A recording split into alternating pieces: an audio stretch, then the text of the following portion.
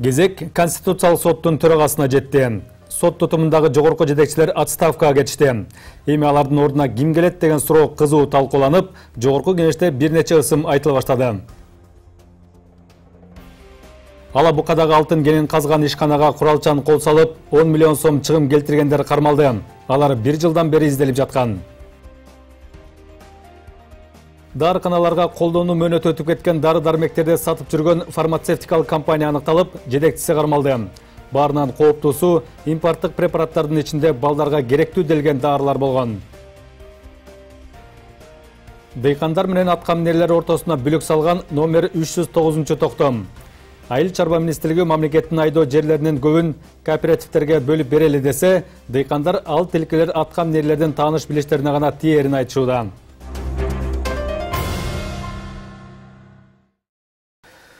Кутман кечиңиздер менен. Эфирде жаңылыктардын кечки толукталган чыгарылышы. Студияда Алтынбек Бедилов. Конституциялык соттун төрагасы Карбек Дүйшеев отставкага кетти. Ал өз эрки менен кызматтан кетүү тууралуу арыз жазганы бүгүн парламенттин конституциялык мыйзамдар, мамлекеттик түзүлүш, сот укуктук маселелер жана жогорку кеңештин регламенттик комитетинин жыйынында белгилүү болду. Депутаттары бир суроо узатпай туруп, жогорку сот менен Конституциялык соттун төрагаларынын өтүнүчүн канааттандырышты. Эми маселе жогорку кеңештин жалпы жыйынында каралат. Жаңы баш мыйзамга ылайык өзүнчө органга айланган Конституциялык соттун төрагасына кимдердин талапкерлиги каралып жатат? Кийинки материалдан көрөлү.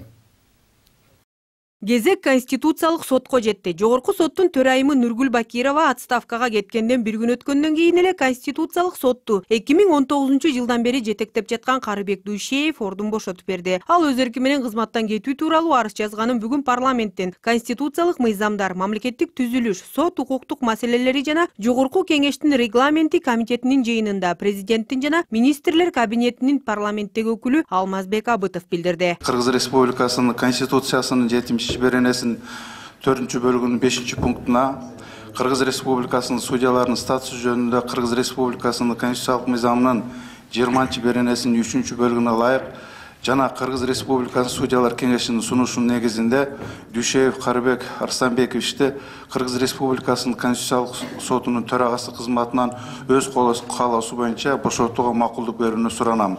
Кыргыз Республикасынын президенти Садыр Нуркожоевич Жапаров.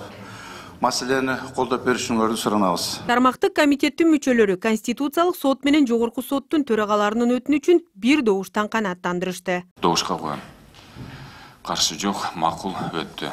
Рахмат. Эки сунуштама тең жогорку кеңештин жалпы жыйынына кароого жөнөтүлдү. Азырынча Конституциялык сот менен жогорку соттун төрагалык кызматтарына кимдер келет ачыктала элек. Өздүк булактарга таянсак, өлкөнүн башкы судьясы кызматына жогорку сотто судья болуп иштеп жаткан Замирбек Базарбеков келери айтылууда. Ал жөнүндө эмне белгилүү? Замирбек Базарбеков убагында прокуратура жана адвокатура жаатында иштеп, 2011-жылы сотторду тандоо кеңешинин төрагасы болгон. Бирок ошол кезде өз дарегине айтылган сындардан улам ордун башкага өткөрүп берген. 2 жыл мурда болсо сот кеңешинин алдындагы тартип комиссиясынын төрагасы болуп иштеп жүрүп, 1 жылга жетпей президенттин аппаратынын соттук реформа жана мыйзамдуулук боюнча бөлүмүнүн жетекчиси болуп дайындалган. Былтыр июндан бери жогорку соттун судьясы болуп иштеп жатат. Ал эми Конституциялык соттун төрагалыгына кимдер келе турганы азырынча бир дагы маалымат чыга элек. Азыркы жетекчилерди ошо өз каалоосу менен кетип атат. Ошолорду эртең бүрсүгүнү сессия колдоп бериш керек. Ал эми ким болот? Аны эми ал президенттин ыйгарым укугу, аны президент чечет. Бул жолдо маалыматтар барбы? Мисалы жогорку соттун төрагасы болуп Замирбек. Жок, мен аны комментарий кыла албайм, аны президент чечет. Замирбек Базарбековдун келишимин көрсөтөт. Рахмат. Агай, Замирбек Базарбеков боюнча айтып кетсеңиз, ошол келет деген дагы маалымат. Жок, мен билбейм. Билбейсизби? Конституциялык сот боюнча айтып кетсеңиз анда. Конституциялык сот деле ушундай да, ыйгарым укук боюнча аны президент чечет. Баягы конституциялык баягы кеңешме сунушун берет, анан президент аны чечет. Кимди сунуштайт. Мыйзам боюнча ушу канча күндө сунушташ керек ошо? Анысын ал так жазылган эмес. Аны эртең сессияда каралсын, анан кийин чечилет маселе. 2010-жылы жогорку соттун алдында 11 судьядан турган Конституциялык палата түзүлүп, 11 жыл иштеди. Жаңы баш мыйзамга ылайык ал жогорку соттон бөлүнүп чыгып, 15 ноябрдан тарта Конституциялык сот катары расмий түрдө ишин баштап, өзүнчө органга айланды. Конституциялык сот эми 11 эмес 9 судьядан турат. Алар төрага, анын орун басары жана 7 судья. Дал ушул 9 адамдын ичинен бирөө тандалып алынып, Конституциялык соттун төрагасы болуп дайындалат. Бизде конституция жазылып атканда закон о введении действий деп жазылган да, мурдагы бүт органдар, кайсы иштеп аткан соттор, кайсы өзүн тиги карамаганда иштей берет, өзүн сроктун аягына чейин иштей берет деген норма бар да. Түшүндүрө алдымбы? Иштей беришет. Жаңы мыйзам киргенче алардын өзүнүн ыйгарым укуктарын аткара берет. Анан курамы боюнча деле ошондо өзгөрүү жок, Курамы жөнүндө өзгөрүү жок. Конституциялык палатанын жоюлушу менен жаңы түзүлгөн конституциялык сотко кошумча милдеттер жүктөлгөн. Ошентсе дагы аппаратта иштеген кызматкерлердин штаттык биrdиги азайыпча көбөйгөн эмес. Мурдагыдай эле 31 бойдон калган. Конституциялык соттун азыркы аткара турган жумуштарына конституцияны расмий чечмелеп берүү, Кыргызстандын мыйзамдарынын жана башка ченемдик укуктук актыларынын конституцияга ылайык келүүсү тууралуу иштерди чечүү, Кыргызстан катышуучу болуп саналган күчүнө кирбеген эл аралык келишимдердин конституциялуулугу тууралуу корутунду берүү, мамлекеттик бийлик булактарынын ортосундагы компетенция тууралуу талаштарды чечүү, конституцияны өзгөртүү жана толуктоо жөнүндө мыйзам долбооруна корутунду берүү, президентке каршы айып коюунун белгиленген тартибинин сакталгандыгы жөнүндө корутунду берүү кирет. Как вы знаете, новая конституция. Өзүңөр билгендей, референдум жолу менен кабыл алынган жаңы конституция конституциялык сот деген органдын түзүлүшүн шарттайт. Муну талкуулоо учурунда конституциялык кеңешмеде юридикалык эксперттик коомчулуктун пикири эске алынган. Ошондой эле эл аралык тажрыйбаны да карадык. Бул орган өлкөнүн негизги документи болгон баш мыйзамды чечмелеп берүүсү үчүн бир тараптуу болбой, көз карандысыз болсо деген логиканын негизинде ушул кадамга барганбыз. Конституциялык сот бул баш мыйзамды расмий чечмелеп бере турган орган. Эгерде кайсы бир мыйзам менен конституциянын ортосунда кандайдыр бир карама каршылыктар болуп жатса, талаш тартыштар жаралса, анда баш мыйзамга туура келген жактарын карап беришет. Бул жөнөкөй тил менен айтканда өлкөнүн негизги документи болгон баш мыйзамды коргоонун үстүнөн иштей турган орган болуп эсептелет. Алынган маалыматтар боюнча азыркы конституциялык сотто 8 гана судья иштеп жатат. Бир орун бош турат. Талапка ылайык курагы 40 жаштан кем эмес жана 70 жаштан жогору эмес, юридикалык жогорку билими бар жана юридикалык кесиби боюнча 15 жылдан кем эмес иш тажрыйбасы бар адам конституциялык соттун судьясы боло алат. Акмарал Сабатар, Нурзада Сыдыкбекова, Нурбек Жеңишбек уулу, НТС. Борбордук шайлоо комиссиясы жогорку кеңешке Бишкектеги номер 27 1 май жана номер 29 Свердлов округдары боюнча кайра шайлоого 37 талапкерди каттады. Тиешелүү мекеменин маалыматына караганда талапкерлерди каттоо үчүн документтерди кабыл алуу 30 январда аяктаган. Анда арыз жазган 72 кишинин 55-и керектүү документтер топтомун тапшырууга үлгүргөн. 9 талапкер шайлоого катышуудан баш тартуу жөнүндө арыз берген. Боршайком бир талапкерди каттоодон баш тартты. Калганы документтерди тапшырган эмес. Ушул тапта 18 талапкердин каттоого берген документтери каралууда. Эске салсак, аталган эки округда былтыр 28 ноябрдагы шайлоодо баарына каршы деген добуштар көп болгондуктан быйыл 27 февралга кайра шайлоо дайындалган. Президент Садыр Жапаров Кыргыз Республикасынын президентине караштуу мамлекеттик башкаруу академиясына белгилүү мамлекеттик ишмер Жусуп Абдрахмановдун атын ыйгаруу жөнүндө жарлыкка кол койду. Документ Кыргыздын көрүнүктүү мамлекеттик жана саясий ишмери Жусуп Абдрахмановдун туулган күнүнүн 120 жылдыгына арналган маарекелик иш-чаралардын алкагында жана анын кыргыз мамлекеттүүлүгүн өнүктүрүүгө жана калыптандырууга кошкон тарыхый зор салымын эске алуу менен иштелип чыккан. Жусуп Абдрахманов кыргыз мамлекетин түптөгөндөрдүн сап башында болуп, анын түзүлүшүнө жана калыптанышына негиз салган. Ал убагында жооптуу партиялык советтик кызматтарда иштеген. Мамлекеттик ишмер 1938 жылы 5 ноябрда Чүйдүн Чоң Таш аймагында атылган. 1958 жылы акталган. Белгилей кетсек, былтыр президент Садыр Жапаровдун буйругу менен Жусуп Абдрахмановго Кыргыз Республикасынын баатыры жана Ак Шумкар ордени ыйгарылды.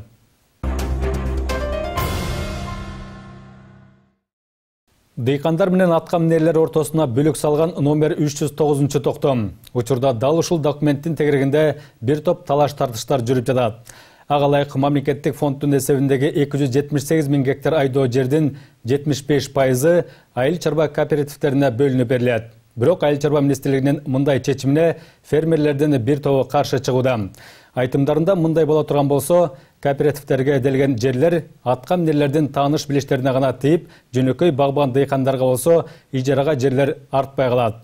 Эки тараптын пикирин Дастан Жолдошов угуп келди. Фермер Виталий Какштык Сокулук районунун Фрунзе айылынын тургуну. Учурда ал 100дөн ашык саан ой багып, өз алдынча чакан чарба түзүп алган. Айтымында малынын тоютун камдоо үчүн жыл сайын 100 гектарга жакын жерди ижарага алып иштетет экен. Анын бир бөлүгүнө арпа айдап кышка жетерлик жем камдаса, калганына бедээ жүгөрү эгерин айтат. Мындан сырткары 10 жылдан бери мамлекеттик фонддун эсебиндеги 20 гектар жерди дагы ижарага алып пайдаланып жатыптыр. 1 гектар жер үчүн арендага жылына 15 000 сом төгүп турат. Бирок министрлер кабинети чыгарган жаңы токтомго ылайык фермер учурда андан дагы ажырап калуу коркунучунда турарын айтат. Это постановление. Айыл чарба министрлиги эми фермерлер ижарага алган жерлерди тартып алганы жатат. Бул тууралуу токтомду жакында эле билдик. Бизге өткөн күздө эле айтышкан. Бирок фермерлердин көбү ага каршы чыкканбыз. Болбой эле кабыл алышыптыр. Эми элестетип көргүлө. Мамлекеттин эсебиндеги жерлер түзүлгөндө 3 жыл болгон кооперативтерге берилет деп жатат. Ошондо булар өздөрү алдын ала даярдык көрүп, чиновниктердин чарбаларына жерди бергени жатчабы? Түшүнүксүз. Андай боло турган болсо, бизге окшогон карапайым фермерлердин көбү ижарадагы жеринен айрылып, чыгашага учурашы мүмкүн. Бул болсо ансыз деле кыйрап жаткан айыл чарба тармагын ого бетер артка тартат. Былтыр декабрда министрлер кабинети тарабынан жаңы токтом кабыл алынган. Документ айыл чарба кооперативдерин үйрөнчүлүк жана асыл тукум чарбаларын өнүктүрүүгө багытталган деп көрсөтүлгөн. Учурда мамлекеттин эсебинде 278 000 гектар сугат жана кайрак жер бар. Бул өлкөдөгү жалпы айдоо жерлеринин 25%-ын түзөт. Калган 75% болсо Кыргызстан эгемендик алган жылдары элге үлүшкө бөлүп берилген. Эми жаңы токтомго ылайык мамлекеттин эсебиндеги жердин 75%-ы жалгыз иш жүргүзгөн дыйкан фермерлерге эмес, биригип түзүлгөн кооперативтерге гана ижарага берилет. Калган 25%-ы 70 000 гектарга жакын жер өз алдынча иштеген дыйкандарга ижарага бөлүштүрүлөт экен. 5 гектар жерди алдым. Сага биз жайыптын ошол жерди 3 жылга бердик. Эмне кыласың? Арык саласыңбы? Салбайсың. Скважина жасайсың? Жасабайсың. Капельница алып барасың? Алып барбайсың. Көчөт отургузасың? Отургузбайсың да. 3 жылдан кийин ажырап калган коркунуч бар ошол жерде. Биз мындай деп атабыз. Ошол кайрак жерди дагы, сугат жерди дагы пропорционалдуу беребиз. Бизге баягы суроо берди. Силер жакшы жердин баарын үрөн чарбаларга берип салып, биз кайракта калат экенбиз деп. Жок, байке. Кайрак жерде өстүрө турган үрөндөр бар. Аларды кайракта өстүрүш керек.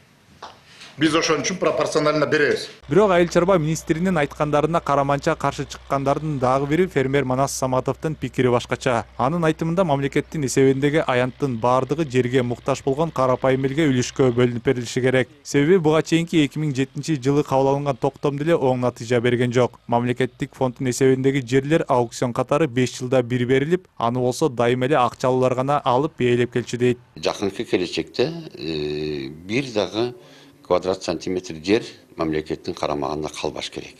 Ошондо гана бул толук тынчыйт бул маселе. Мамлекеттик комиссия бар жерде, мамлекет башкарган жерде, өндүрүштө эч качан ийгилик болбойт. Коррупция, уурулук болот. Кандай болгон күндө да 1 гектар болобу? Айттым го, мамлекет өндүрүшкө кийлигишпеш керек. Бул бүтүн дүйнөдө сыноодон өткөн принцип. Ал эми айыл чарба министри болсо жаңы кабыл алынган токтом менен тескерисинче фермерлерге жакшы шарт түзүлөрүн билдирүүдө. Министр Аскарбек Жаныбековдун айтымында дан үрөндөрдүн сапатын жогорулатуу жана асыл тукум малды көбөйтүү максатында бул иштер жүргүзүлүүдө. Анын арты менен кооперативдер элге пайда алып келип, айыл чарба тармагында көтөрүү үчүн салмын кошот дейт. Бүгүнкү күндө ушул жерди бир эле пайыз дыйкандар, ито жанагы чоң дыйкандар алып алган да. 99% дыйкандар бул жерди ала албай эле жүрөт. А буга кимдир каршы? Буга жанагы 50 гектар, 100 гектар, 300 гектар жерди алып алып, кичинекей ижара акын төлөп коюп, анан пайдаланып аткан дыйкандар, башка мекемелер каршы бул.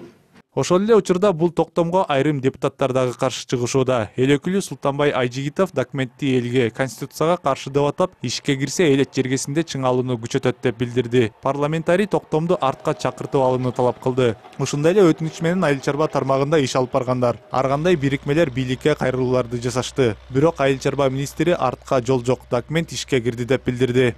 Дастан Жолдошев, Эрлан Кемелбеков, НТС. Ала Букадагы алтын кенен казган ишкананы талап тоногон кылмыштуу топ кармалды. Бул тууралуу Жалал Абад областык милициясынан билдиришти. Маалыматка караганда былтыр 8 ноябрда куралданган адамдар Ала Букада жайгашкан ишканага кол салышкан. Алар мекеменин кароолчусун уур тепкеге алып, бутка атышкан. Андан соң ишканада эмгектенген чет элдик жана жергиликтүү тургундарда уур токмокко кабылган. Кол салгандары курал такап, коркутуп, ишканадагылардын колдорун таңып коюшкан. Андан соң чет элдик жарандардын 20 000 сом акчасын жана сейфте турган 2 килограммдай алтынды алып кетишкен. Мындан тышкары бир нече унааны талкалап салышкан.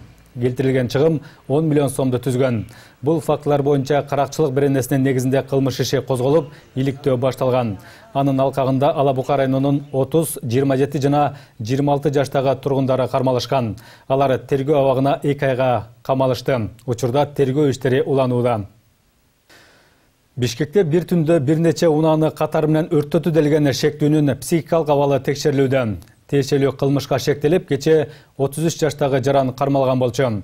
Маалыматтар боюнча бир күн мурда түндө ар кайсы жерде токтоп турган 5 унаа биринин артынан бири күйгөн. Андан чыккан тилсиз жоо жанында тургандагы 3 машинаны жалмап кеткен. Унаалардын баарынын салону күйгөн. Өрт өчүрүүчүлөрдүн айтымында унаалардын терезелери талкаланып, ичине тез күйүүчү зат чачылган болушу мүмкүн. Кененирээк кийинки материалда. Бишкек шаарында бир түндө 8 машина өрттөнгөн. Алардын 7 Октябрь районунун 9-10 райондорунда ар кайсы жерде токтоп турган. Шаардык өрт өчүрүү кызматына алгачкы чакыруу 31 январга караган түнү саат 1ден өткөндө түшкөн. Анда Малдыбаев 8 дарегинде токтоп турган Mercedes Sprinter үлгүсүндөгү машина өрттөнүп жатканы кабарланган. Андан көп өтпөй эле анча алыс эмес жерде дагы бир унаа өрттөнгөнү белгилүү болгон. Аралыгы 10-15 мүнөттө жалпысынан 8 машина күйгөн. Алдын ала маалымат боюнча аларга белгисиз жаран атайын өрт койгон. Анткени унаалардын баарынын терезелери сындырылып, ичине суюктук чачылган. Биз ошол убакта өрт иштерин изилдөө иштеринин барган убакта автоунаалардын ичинде кагаздар жана ошондой эле материалдар табылган.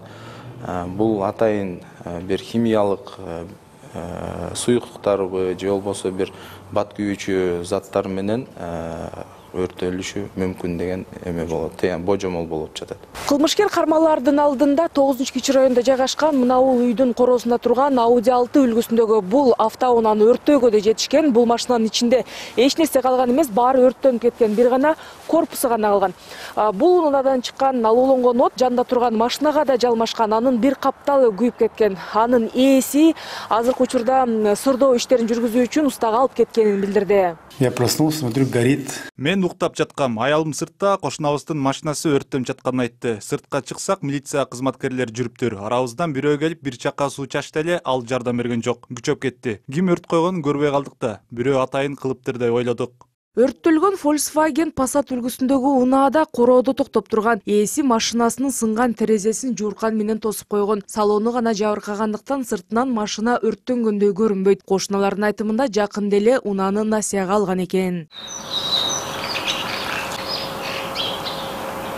Окуя болгон жерге Октябрь райондук ички иштер башкармалыгынын ыкчам иликтөө тобу барган. Шектүү дагы бир унаанын терезесин сындырып, ичине кирүүгө аракет кылганда кармалган. Ал 1989-жылы туулган жаран экени белгилүү болду.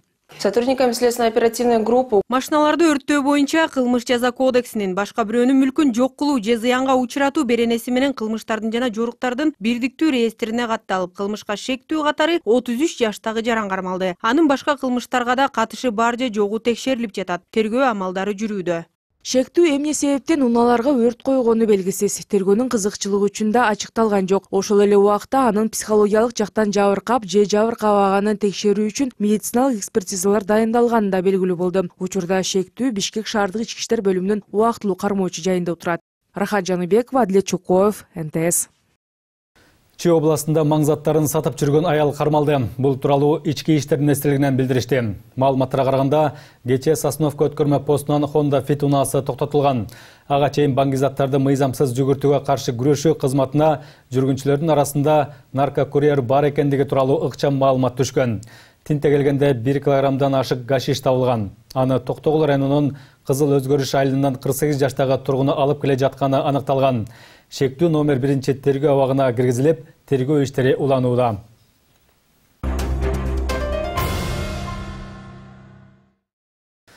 Дарыканаларга колдонуу мөөнөтү өтүп кеткен дары-дармектерди сатып жүргөн фармацевтикалык компания боюнча тергөө улантылууда. Баарынан кооптуусу импорттук препараттардын ичинде балдарга керектүү делген дарылар болгон.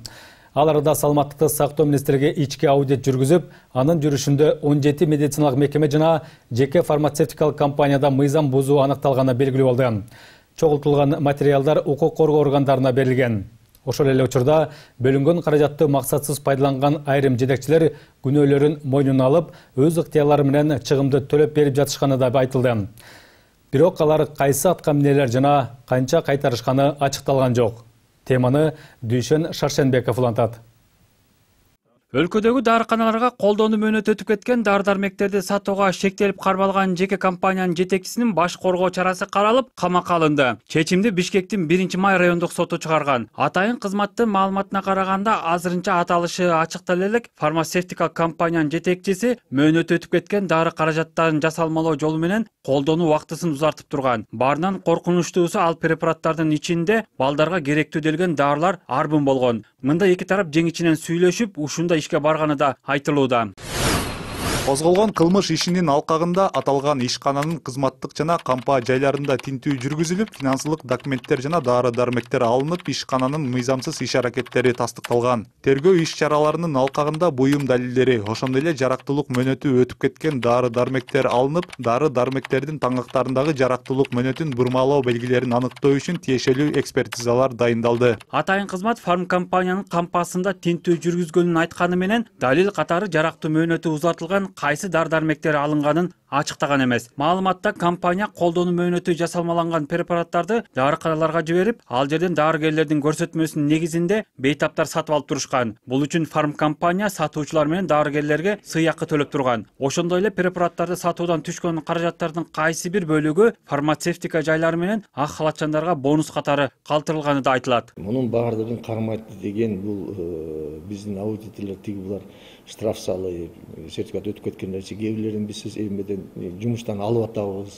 Саламаттыкты сактоо министринин айтымында сапатсыз дарыларды сатуу фактылары алгач ички аудит жүргүзүү учурунда аныкталган. Тиешелүү документтер УКМКга өткөрүлүп берилген. Мындан тышкары ошол эле текшерүүнүн жүрүшүндө медициналык мекемелердеги каржылык мыйзам бузуу боюнча 17 учур укук коргоо органдарынын кароосунда турат дейт өлкөнүн башкы врачы. Бардык эле врачтар бизнесмен болуп алышты. Эгер ошол эле дары-нарды рецепти көп жазып берип, 6-чы аптекадан көп алса, мынакей Асанов деген врач жөнөттү десечи, айдын аягында Асановго бонус берилет. Сен мага момчалык товарымды өткөрүп бериптирсиң деп. Бул бүт бар Кыргызстан уже билет муну. Биз ошону токтотолу деп атабыз. Ошон үчүн токтоткондо только эле цифровизация здравоохранения деп коет. Медикаменти жасалган жерден адам келип ичкенге чейин биз контролдошубуз керек. Башка жактан жанакында сертификаты, башка жактан срок өтүп кеткен же болбосо чорный рыноктон алып келген лекарства сатылбаганга биз аракет кылабыз ушу менен өткөрүп алгандачы. Тиешелүү талапка ылайык фармкомпаниялар Кыргызстанга сырттан дары-дармектерди алып келүүдөн мурда саламаттыкты сактоо министрлигинен уруксат кагазын алышы керек. Лицензия 30 жылга берилет. Дары-дармек жана медициналык техникалар менен камсыздоо департаментинин жетекчилиги сырттан келген дарылар өлкөгө киргенден баштап дарыканаларга сатыкка чыкканга чейин тыкыр көзөмөлдөрүн айтышууда. Срок боюнча дарынын бизде закондо жазылуу, что кирип аткан дарылар сроку не менее 1/3 болуш керек да. То есть, например, дарынын сроку 24 ай болсо, 2 жыл, то 8 айдан кем болбош керек ал дарынын сроку. Официально түрдө сроку өткөн дары киргизиш мүмкүн эмес. Кантип тастыктайсыз? Бизге заявка берет да.